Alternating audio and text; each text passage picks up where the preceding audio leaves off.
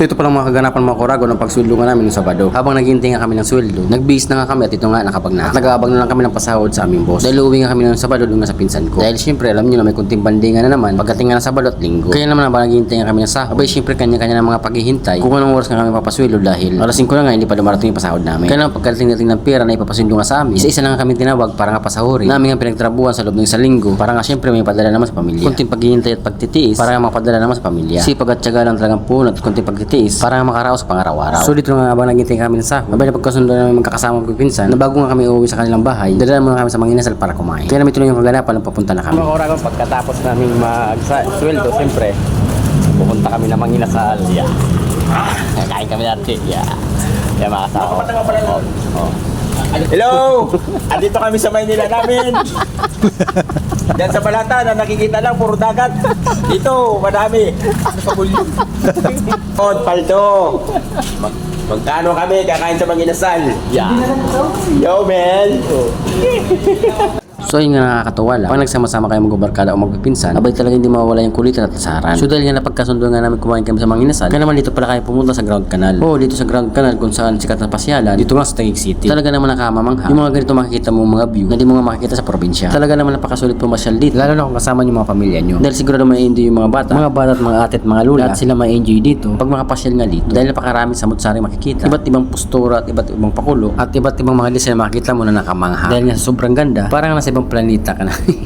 Araw, parang nakapunta ka sa ibang bansa kapag napuntahan mo nga ito. Dahil sobrang ganda talaga pamangha ka sa makikita mo nagkatasan ng mga building, mga design na napakagandang pagkagawa. Dito mo lang makikita sa Ground Canal. Kaya sa mga hindi pa nakakapunta dito, kung naghanap kayo ng magandang pasyalan, kung malapit lang kayo dito sa Taguig City, abay dito na kayo pumunta sa Ground Canal. Dahil napakasulit, napakaganda. Dahil bukod sa lahat may makikita ka pang bangka, pwede ka na maminwit dito o magpana.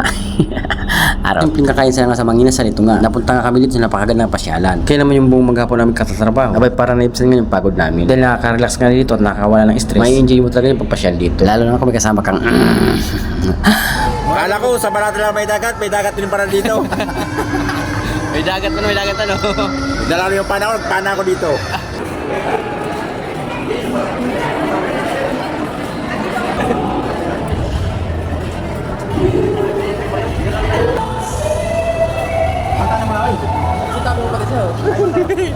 Orang ka magkita tahu.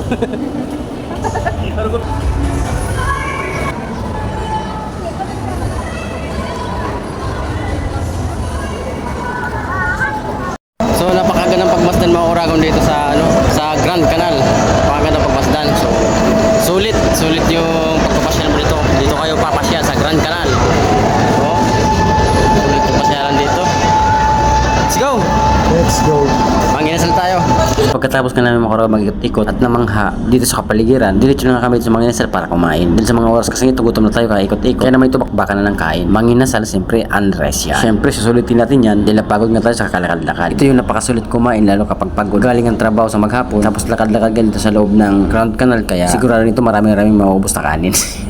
Siyempre, alam na sulit yan. Manginasal ang sapat na para sa amin. Para sa amin nga mga manggagawa na gusto makatipid at gusto makapag-relax at ma-enjoy rin yung sarili. Na hindi ganun naggasto ng pera pero sulit yung pagkabusog. Walang iba siyempre kundi manginasal unrealized. Dahil hanggat kaya mo kumain ng kanin, siyempre kumain ka. Kaya naman napainom lang ako nitong Nestea dahil sobrang busog na. At di ko nakakaya mag-isang round pa ng kanin para tapatan ko lang itong mga kasama ko matatakaw.